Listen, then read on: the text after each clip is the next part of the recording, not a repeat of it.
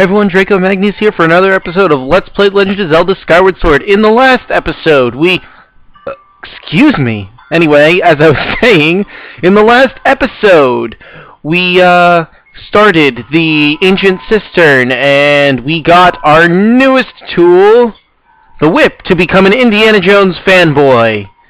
I'd say cosplayer, but looks nothing like Indiana Jones. So, moving on. What you're gonna want to do... Wait, can I get it from there? If I can... Nope, no I cannot. Anyway, as I was about to say, what you're gonna want to do is start swimming. And... Whee! Okay.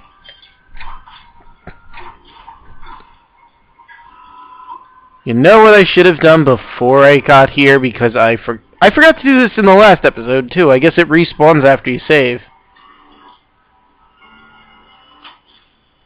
That is what I should have done. But anyway. Quattro Baba. We meet again. Come on, you idiot. Oh, hey guys, you know what I learned about Quattro Babas once while fighting them in a practice round? That I probably will never repeat again? While it's lunging at you, you can actually manage to do damage to it if you swing perfectly at just the right moment. And it was a major stroke of luck, so I don't see it happening again while I'm doing this Let's Play. If it does, I'll be shocked. See, I went for it now and it didn't work. Come on. Die already! Thank you! God! You know, it's rude when they don't have the decency to die. Anyway, you jump from there, and you have just uncovered this secret path down here. Underwater, and I believe there's 20 rupees in there as well. So, if I can manage to turn myself around so I can actually get into the... Damn it! Come on! Uh-oh, uh-oh. Yes, I didn't hit them. Ugh. I hate this area.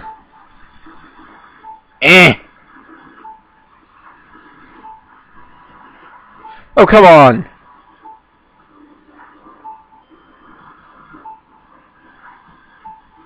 Oh, I almost had it. I can't believe I'm having this much difficulty with a hole.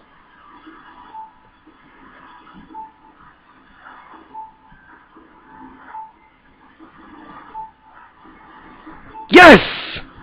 Finally! Now, where is that red rupee I saw?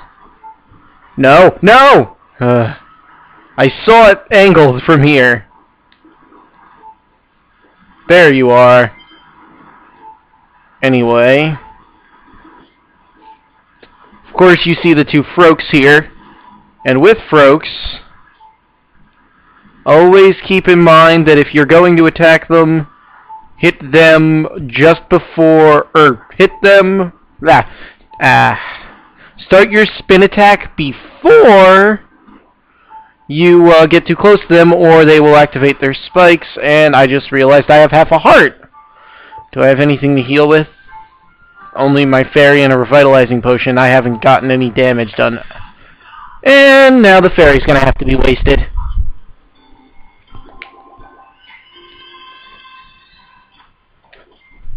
Thank the goddesses for creating fairies. Okay. And now...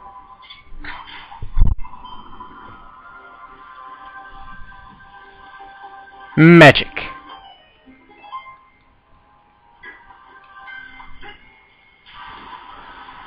My plan for this episode is to finish this with a boss fight. And I'm confident I can do that. If not... I'm gonna be annoyed.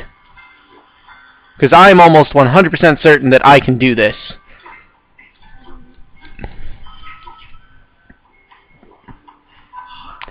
My practice round went really well, so I would be shocked if we didn't finish it this one. Unless stuff like that happens a lot. Okay. Try this again. This time without the fail. Yes! Doing good.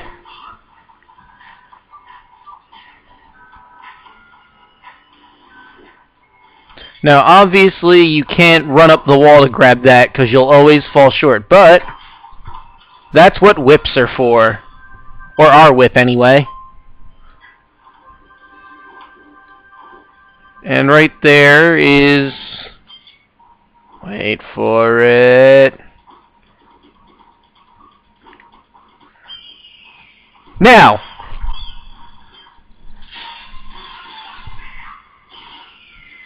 Honestly, if I remember correctly, it only takes 3 hits of your sword to kill it if you want to do it the regular slashing method. But it takes 1 finishing blow if you go with the finisher, so I wouldn't know why you would. I forgot about that stupid thing.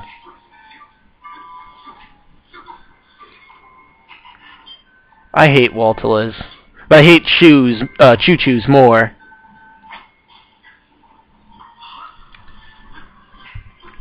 But you know what I hate more than both of those things? Not even in this game, and I thank God that they aren't in this game. Mimics. For those of you who wouldn't know, who aren't familiar with a lot of fantasy games, mimics are creatures that pretend to be something else, and the most common one is a treasure chest. And this is why I hate them. Picture this. You're really low on health. You see a treasure chest hoping that it's a potion or something that will heal you. You open it, and then it's a monster. How annoying is that? Anyway, before you do anything else, you're going to want to pull down that lever, which will lower the statue in the center of the room down to the basement floor. So now we can actually get to the basement floor, which is very, very creepy in this dungeon. And next thing we do... Dive! Dive! Dive!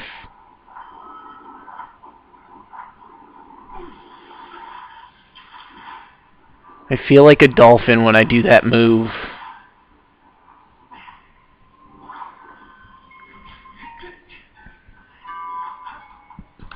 Alright, now let's get moving on.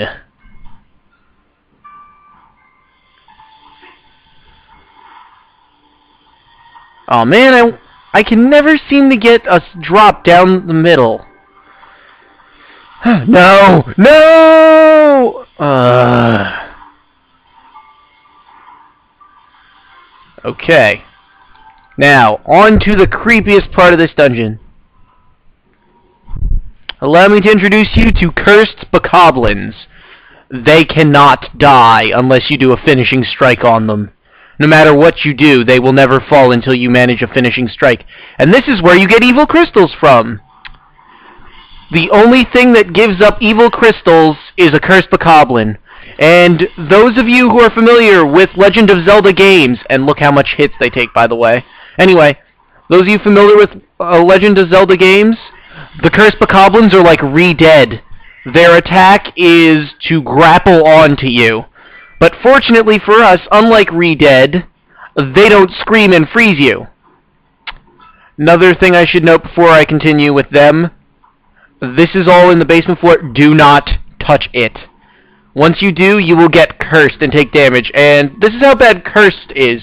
You guys know about the cursed metal that I showed you, correct? That allows you to, keeps you from using anything in your pouch. When you're cursed, you can't use anything in your pouch. You cannot access any of your tools. And you cannot attack.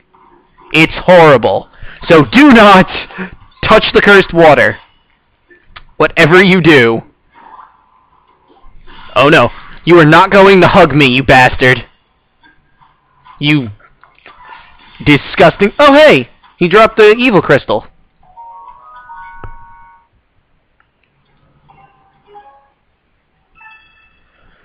Now there's actually a specific area down here that is in fact a great place to farm for evil crystals. Die already! Thank you! Anyway, as I was saying, there's a great place to farm for evil crystals down here, and we'll get to that pretty soon. But for right now, Let's stick with... there's more. They're honestly not that bad to deal with, the cursed bokoblins, as long as you are very cautious around them. It's rare to see like that, only like one or two. Moreover, you'll see like a whole swarm of them at a time. Oh joy, more cursed water.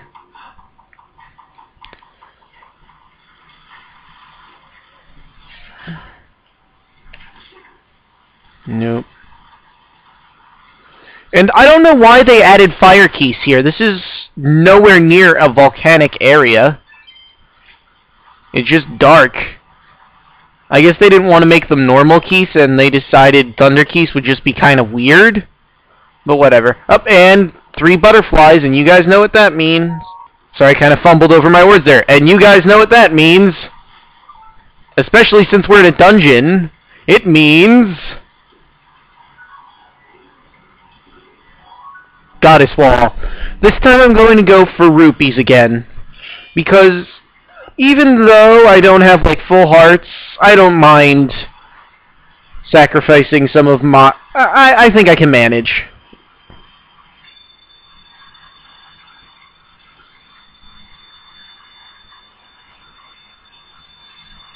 And hopefully it does... Actually, that's a pretty good rupee if I say so myself.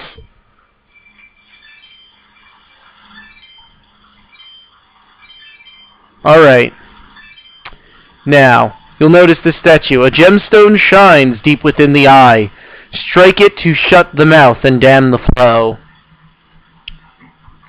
Now, obviously, it's talking about... Let me show you guys a better view of it, and pray to God I don't fall into cursed water. Or the goddesses, I suppose. Again, this is The Legend of Zelda, and there's multiple gods, and they're just goddesses. By the way, that's just a random little note I want to ask you guys about what you think. I know there's Din, Fiori, and Nairu, but do you think there are any, like, other gods aside from them and Hylia? I mean, like, are there men gods, too? Like, just gods we've never seen? Maybe there's, like, gods of... Well, I suppose you could technically count the guys in Majora's Mask as deities, but I really don't think they're, like, godlike beings. Anyway, what you're going to want to do, since you can see... Actually, you know what? I'm getting closer, because I don't want it to die on me while I'm doing that. Alright. Now, as you can see, this is a skull. And what you're going to want to do is fire your hook beetle into one of the eye sockets. It doesn't matter which one it is, because they both lead to the same place. And inside this skull's brain is a switch stone. And there you go. And the point to that was...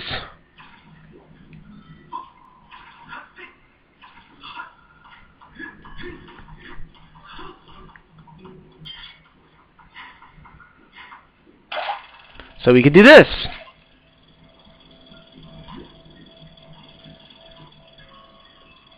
See that giant rock right there? I think you know what we do to giant rocks in this game. Blow them the hell up!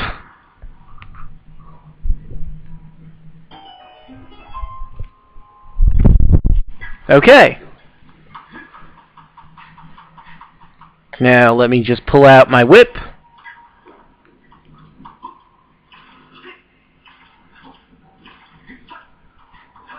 I gotta say I was actually doing pretty good with the cursed water. Both in the practice and in this one, and I'm thankful that I was. And I can't be jinxing myself because I believe this is the only area in this temple that has cursed water. Alright, now what you're going to want to do here is pretty simple. You just climb all the way to the top of this thing, and then hop onto this. Don't get off here because it's not well, it's just not a good place to get off. You're going to want to stop right here. You don't have to climb around, but I did because it's much faster. And anyway,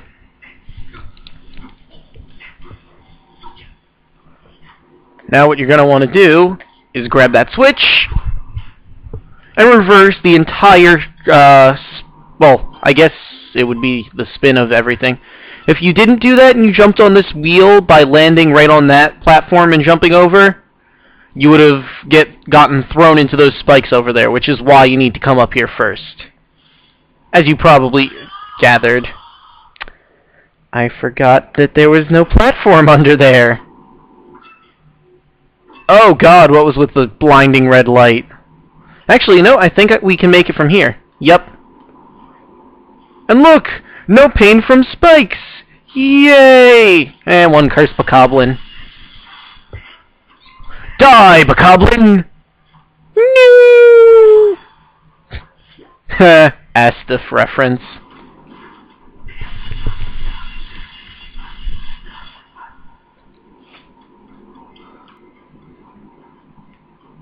Alright. And now what you're going to want to do is stop right here. And undo what you did. Oh god. Damn you camera angles for screwing me up like that. Anyway, as I was trying to say, you're going to want to do what you just did a few seconds ago. Oh, no. There, that's what I wanted to do. And now, you're gonna just, actually you can just chill right here till it gets to your stop.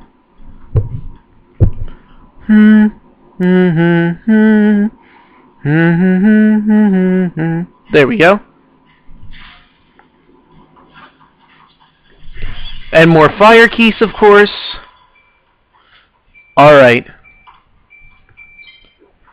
This area is what I like to call the Pit of the Damned. But before we get to the Pit of the Damned, come over here and pull that up so you have a jet of water. So when you come down here, if you have to come back up and around, like... Actually, you know what? I'll explain why you would want to do that after I enter the Pit of the Damned. What you're going to want to do is climb up here, and as soon as you start, cursed Bekhablins show up. Now let go and destroy everything. This is the evil crystal farming area that I have found in here. They will never stop. Every time you climb that rope, they will come up after you. So this is the best place to farm for evil crystals. Alright. And anyway, I'm actually doing pretty good right now. I almost have all the evil crystals I need. I think I only need one more. But anyway, the reason you would want to come back, or you would want that water jet there, is because let's say you want to go to Skyloft and get your treasure medal, if you have a treasure medal. And that was the last evil crystal I needed. So after I finish everything off here, we're going to go back up that rope.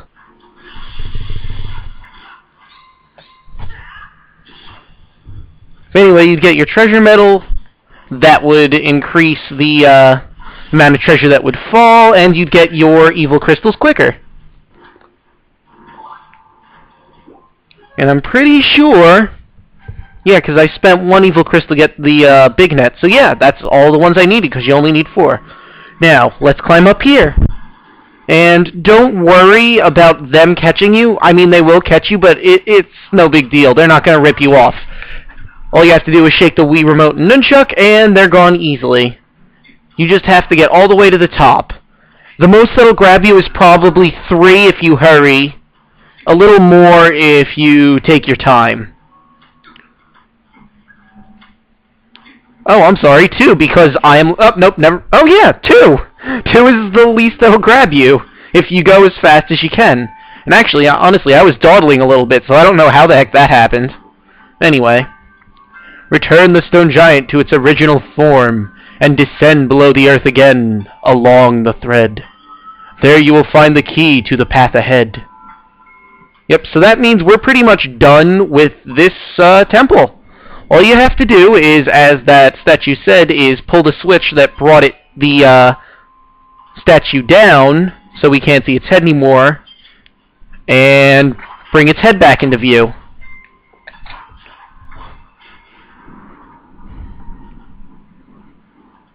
And then after you do that, you jump back down there, and you'll be able to get the jeweled chest with the boss puzzle piece in it. So, Geronimo! And there we go. And as it said, you're going to want to jump down here. And look, if you pay close attention and look back over there, you'll see the grate that we saw the jeweled chest from. See, the feat that we came out on was actually sitting directly on top of the chest. And if you look, well, you can't see it from this angle right now. But what you're going to do is you're going to open this, and guess what we'll have to deal with afterwards? Give you a hint, it's not going to be fun. And this one's known as the Blessed Idol. Obviously, from the way it looks, it's an idol. And my advice to all of you, do not bother with the cursed Bekhablins. You don't even have to fight them, because as soon as you get out of that pit, the entire statue comes down and crushes them all for you. Unless you haven't farmed for the evil crystals like I did in that area, you could do it there, but it's very risky because the statue is slowly descending on top of you. So there's a chance you'll get crushed and get a game over. So honestly, in that area, just run, and then in the pit of the damned, as I call it, farm for your evil crystals. If you would like to get 8 because you're going to attempt hero mode, obviously you're going to have to stay there longer than I did, but whatever. That's your decision. This is a Let's Play. All I have to do is get to that specific point. Huh, this video is running longer than I thought it would. I just looked at the time. But anyway, this is an easy key.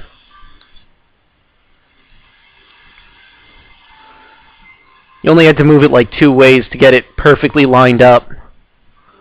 I just had to move it a little because I was holding the remote in an awkward way. And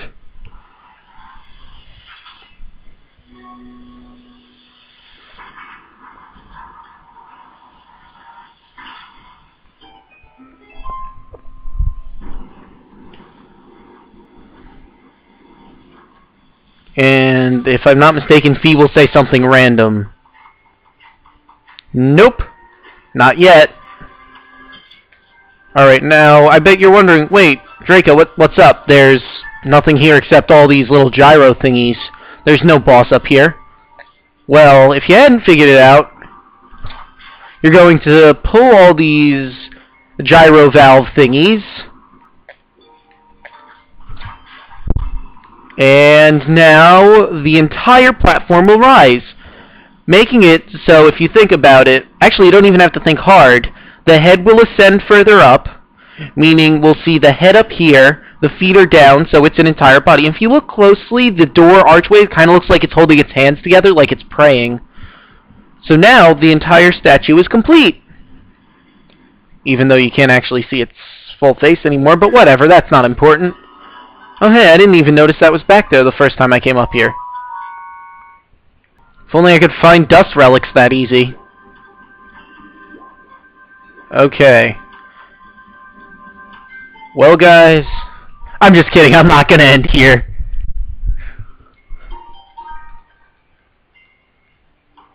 Alright, let's get to this boss battle.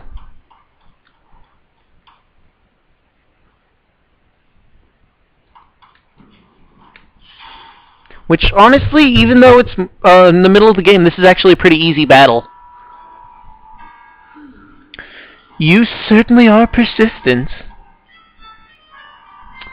I'm terribly busy trying to find the clues that will help me revive the Demon King. Your incessant buzzing around my head like some irksome gadfly when I'm this busy is, well, it's making me very disagreeable. Oh yes, you look so busy sitting on top of a statue.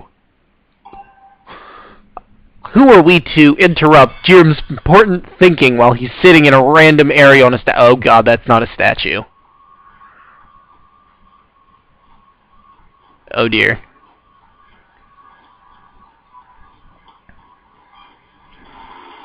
Ladies and gentlemen, I give you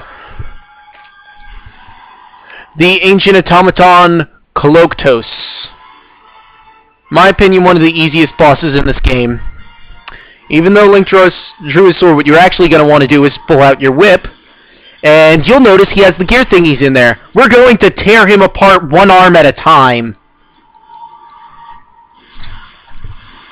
Now here's something you do. His next attack, he's going to take both of his hands and try to, unless you're too close like that. He's going to take both the hands that don't have weapons, and he's going to slam them down on the ground. Unless he decided he's going to Now, you have a brief moment to cut him like this if you want to, or you could disassemble his arms more and then have a completely free target. Like so.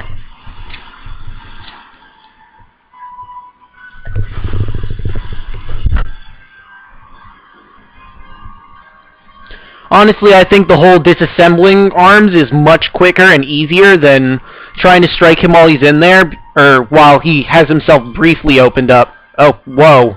That would have ended badly. Come on. You can do it, LPLoZSS. That's it. Come on. Are you even trying? I thought you were some kind of ancient robot that could kick anything's butt. I'd have more difficulty fighting a kindergartner without weapons. Oh, and we just annihilated him. But this battle isn't over yet, everyone. It's time for LPLoZSS's second form, which is the much more difficult part of this battle. But still not that hard. I'm going to tell you one thing as soon as he pulls out his weapons. He's going to swing those swords like a maniac, but he'll swing 3 down at a time in one attack, and that's when you're going to disarm him. Ha! Like now. After you disarm him, you can pick up this sword. Now, something you can do with the swords, or have him do, is you could slice the pillars down and they will give you hearts, but what you're going to want to do is chop his legs off. You can also chop his arms off instead of opening this his heart like I did. But I think it's more productive to hit his heart with his own sword. Well, it's not technically his heart, but it's the main thing that's running his entire body. And you're going to want to back away when he does this, because there's no defending for it. And see what I mean? Free heart. And remember our good friends, the cursed Bekhablins? Is that the next one, or... Nope. They're making a return. However, what I like in here is they know how difficult it would be if you had to, like, do the finishing move as well as fight him, so they made it so they just get destroyed easily. Which I personally think they were like, yeah, we'll cut him a little break. Ow. I just cut off one of his arms by accident. Hey. You do not hit me when I have the giant sword! You... robot!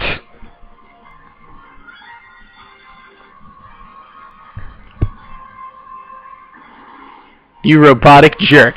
And now, it's time we get the heck away from him.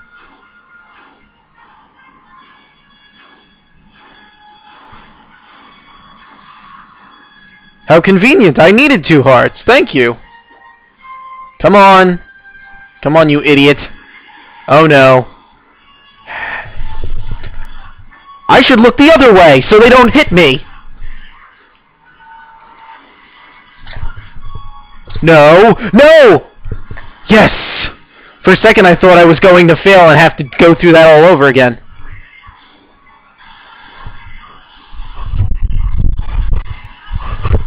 And down goes LPLoZSS.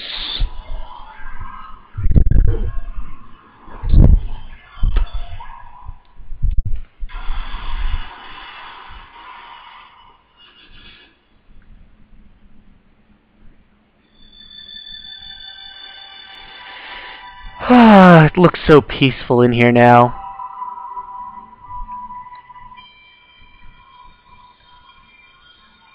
Like I said, not a hard boss battle, and not a very difficult dungeon.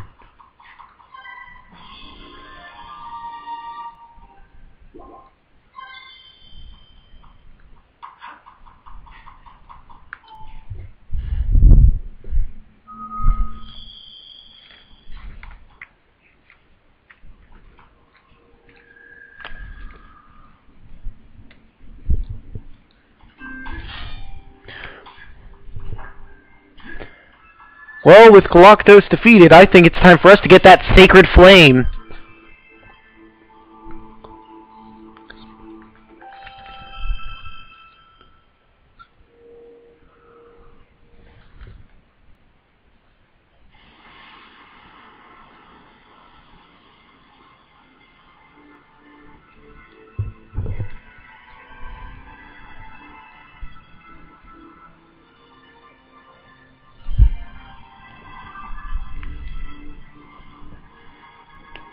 I wonder what Fee's doing. Oh my god! The fire attacked her! Fee, are you okay? Oh wow. Either she's fighting it or it's beating the tar out of her. Raise your sword, master. Okay.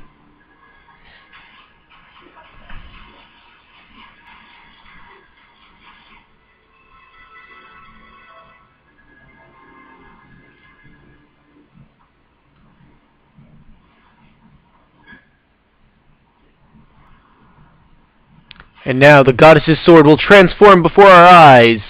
The flames of Farron have improved your sword, making it longer and sharp enough to do twice as much damage. Excuse me. Ladies and gentlemen, I give you the goddess's longsword.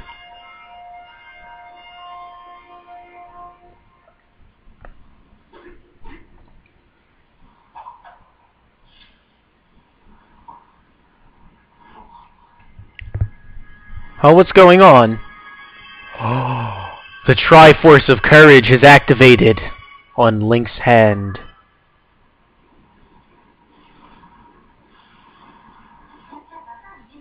The sacred flame has purified your blade, enhancing and evolving it. With your sword now enhanced, you are ready to learn a new melody. We should return to the Isle of Songs.